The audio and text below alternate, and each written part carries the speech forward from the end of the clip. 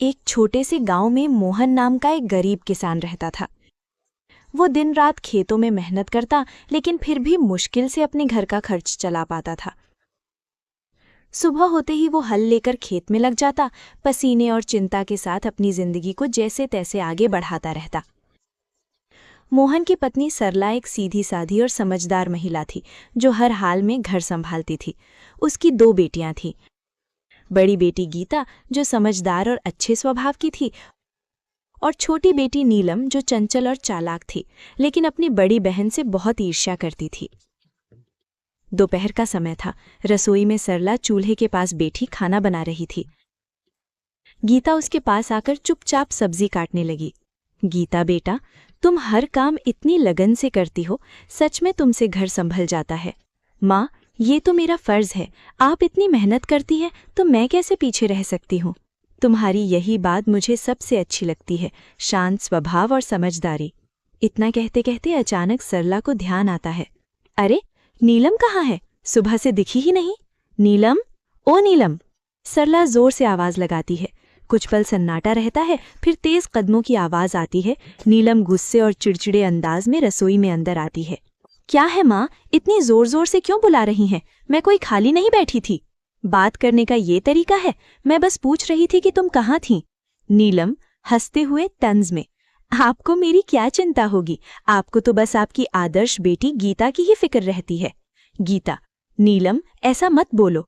नीलम गुस्से में बीच में काटते हुए, आप चुप ही रहो दीदी, हर वक्त अच्छी बनने का नाटक मत किया करो। सबके सामने सीधी साधी बनती हो और सारी तारीफें भी तुम ही ले जाती हो। नीलम, बस करो नीलम, ये जलन तुम्हें गलत रास्ते पर ले जा रही है। हाँ, जलन है मुझे, क्योंकि मुझे हमेशा आप दोनों के बीच में छोटा और बेकार महसूस कराया जाता है। आप दोनों को तो बस एक दूसरे की अच्छाई ही दिखती है। दोपहर की तेज धूप खेतों पर चमक रही थी। मोहन अपने खेत में हल चला रहा था।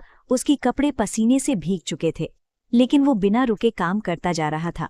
चारों तरफ सन्नाटा था, बस बैलों की धीमी चाल और हल्की मिट्टी चीरने की आवाज सुनाई दे रही थी। थोड़ी देर बाद मोहन रुका, अपने माथे का पसीना पोंछा और आसमान की ओर देखने लगा। हे भगवान, इस बार तो दया कर देना। हर साल की तरह इस बार भी अगर फसल खराब हो गई ना, तो घर चलाना मुश्किल हो जाएगा। बच्चों की जिम्मेदारी है, घर का खर्च है, कब तक यूं ही जैसे तैसे चलता रहेगा। वो गहरी सांस लेकर फिर आसमान की ओर देखता है। बस भगवान, इस बार कोई मुसीबत मत आने देना। बारिश समय पर हो जाए, फसल अच्छी हो जाए, ताकि मेरे बच्चों को थोड़ा अच्छा जीवन दे सकूं। इतना कहकर वो फिर से काम करने लगता है। तभी दूर से कोई आवाज लगाता है, अरे मोहन! मोहन मुड़कर देखता है। उसका दोस्त रामलाल उसकी तरफ आ रहा होता है। क्या बात है भाई, आज तो बड़े सोच में डूबे हुए लग रहे हो। क्या बताऊं रामलाल, किसान की जिंदगी ही ऐसी है। मेहनत तो पूरी करते हैं, लेकिन सब कुछ ऊपर वाले के हाथ में होता है। बिल्कुल सही कहा तुमने। इस बार तो मौसम भी कुछ ठीक नहीं लग रहा, कभी ज्यादा धूप, कभी अचानक बादल। हाँ, बस यही डर लगा रहता है। अगर समय पर बारिश नहीं हुई तो सारी मेहनत बेकार चली जाएगी। लेकिन मेहनत करने वालों का साथ भगवान जरूर देता है। देखना, इस बार सब अच्छा होगा। थोड़ा माहौल हल्का होता है, फिर रामलाल मुस्कुराते हुए पूछता है, अच्छा छोड़ो ये सब, बताओ घर पे सब कैसे हैं? भाभी जी और तुम्हारी दोनों बेटियां कैसी हैं? सब ठीक हैं। सरला तो हमेशा की तरह घर संभाल रही है, और मेरी बड़ी बेटी गीता, वो तो बहुत समझदार हो गई है। घर के हर काम में हाथ बटाती है, कभी शिकायत नहीं करती। अरे वाह, ये तो बहुत अच्छी बात है। आजकल ऐसी लड़कियां कहाँ मिलती हैं। हाँ, लेकिन छोटी वाली नीलम, उसका स्वभाव थोड़ा अलग है, चंचल है और कभी कभी गुस्सा भी जल्दी आ जाता है। समझाने की कोशिश करता हूं, लेकिन उम्र भी तो ऐसी है। कोई बात नहीं मोहन, धीरे धीरे सब समझ आ जाता है। बच्चे हैं, समय के साथ सीख जाते हैं।